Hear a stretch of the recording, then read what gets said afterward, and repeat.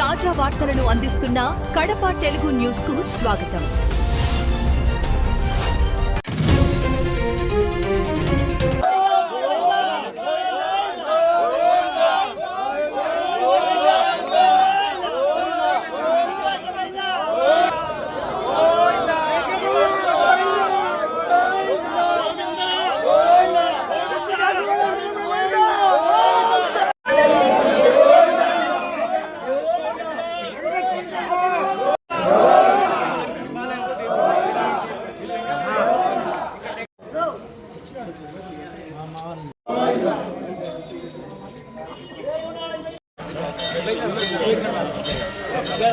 మా నాయకుడు జగన్మోహన్ రెడ్డి గారి ఆదేశాల మేరకు వైఎస్ఆర్ కాంగ్రెస్ పార్టీ నాయకులు, కార్యకర్తలు, ముఖ్యంగా ప్రజలు కూడా దీంట్లో పూజలు చేయడం జరిగింది. దీనికి కారణం ఈరోజు ప్రత్యేకమైనటువంటి పూజలు పార్టీ కూడా పిలిపించింది.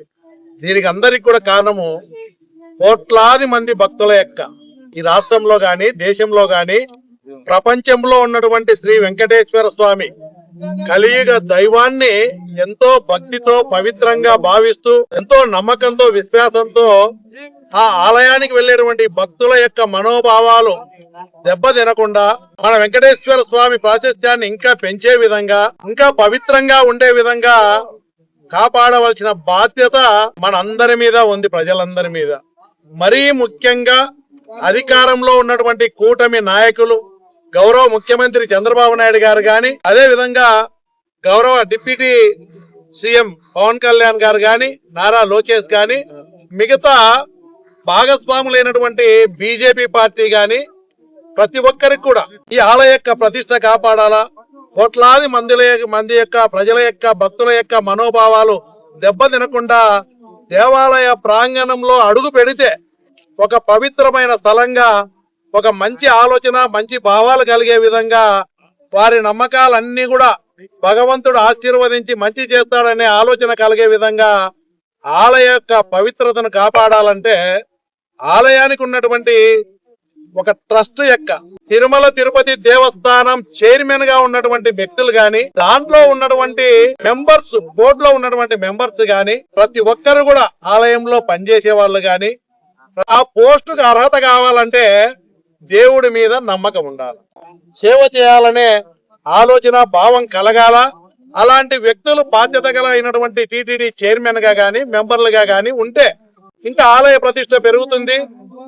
కానీ ఈ రోజు ఉన్నటువంటి ప్రస్తుత టీటీడీ చైర్మన్ బిఆర్ నాయుడు గారు, కూటమి ప్రభుత్వం, గౌరవ ముఖ్యమంత్రి చంద్రబాబు నాయుడు గారు నియమించినటువంటి వాళ్ళ మీద ఈరోజు ముఖ్యంగా చైర్మన్ మీద ఎవరు ఆరోపణలు చేయట్లేదు. ఈరోజు ఆయన వ్యక్తిగత జీవితం నా ఇష్టమని అనుకోవచ్చు. వ్యక్తిగత జీవితం నీ ఇష్టమైనప్పుడు నువ్వు ఇక్కడ ఉండకూడదు. ఇలాంటి పవిత్రమైన ప్రదేశాల్లో, పవిత్రమైనటువంటి ఆలయానికి చైర్మన్ గా నువ్వు ఉండకూడదు. ఒక పవిత్రమైన స్థలంలో నీ ఇష్టానుసారంగా ఎట్లా పడితే అట్లా విధంగా నీ నిజ జీవితం అంతా కూడా ఈరోజు మీడియాలో చూసాం.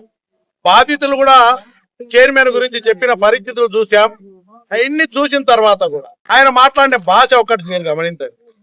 నాకేం పని లేదనుకుంటున్నారా? నాకు పెద్ద వ్యాపారాలు ఉన్నాయి, నాకేం పని లేక ఇక్కడికి వచ్చినారా? ఇది లేకపోతే నాకేమి మొరగదనుకున్నారా అన్నట్టు, ఇది ఏదో పెద్దగా ఆయనకు బలవంతంగా ఇన్ని కోట్ల మంది ప్రజలందరూ కూడా బలవంతంగా ఆయన మీద భారం పెట్టేట్టు మాట్లాడుతూ ఉన్నారు. ఆయన తప్ప ఇంకెవరు దిక్కు లేనట్టు, నేను తప్ప మీకు ఎవరు దిక్కు లేనట్టు, ఇన్ని కోట్ల మంది ప్రజలు, కూటమి నాయకులు ఆయనకి ఏదో బలవంతంగా ఇచ్చినట్టుంది పోస్టు. ఆయన ఇష్టంగా తీసుకున్నట్టు లేడు, ఒక పవిత్రంగా భావించట్లే, సేవ చేయాలనే ఆలోచన లేదు. ఇది అశ్లీల చిత్రాలు చూసాం, మహిళలతో ఉన్నటువంటి చిత్రాలు. ఆయన మాట్లాడే భాష, భగవద్గీతలో చూస్తే ఏమీ లేదంటాడు. పవిత్రమైన గ్రంథంగా భావిస్తూ మన భగవద్గీతను ఎంతో పవిత్రంగా మనం చూస్తే దాంట్లో ఏముందని లక్షల కోట్లు ఖర్చు పెట్టారు, వేల కోట్ల రూపాయలు ఖర్చు పెట్టి ఆ బుక్ లో ప్రింట్ చేశారు, అనవసరంగా చేసినారని చెప్పి భగవద్గీతను విమర్శిస్తున్నారు. అరే ఆయనకి ఏమన్నా ఒక్క అర్హత ఉందా? ఆయన మాట్లాడే పద్ధతి, ఆయన నిజ జీవితంలో గాని దేవాలయం మీద, దేవుని మీద ఏ మాత్రం కూడా నమ్మకం, విశ్వాసం అనేవి లేవు. కాబట్టి ఆ విలువలు లేని, జీవితంలో విలువలు పాటించని వ్యక్తులను ఆలయంలో ముఖ్యమైన బాధ్యతలతో పెడితే ఆయన ఏం చూస్తాడు? భక్తుల సౌకర్యాలు ఏం చూస్తాడు? పవిత్రత ఏం కాపాడతాడు? ఆయన మాట్లాడే మాటలు వింటే అందరికి కూడా అసహ్యం వేస్తా ఉంది.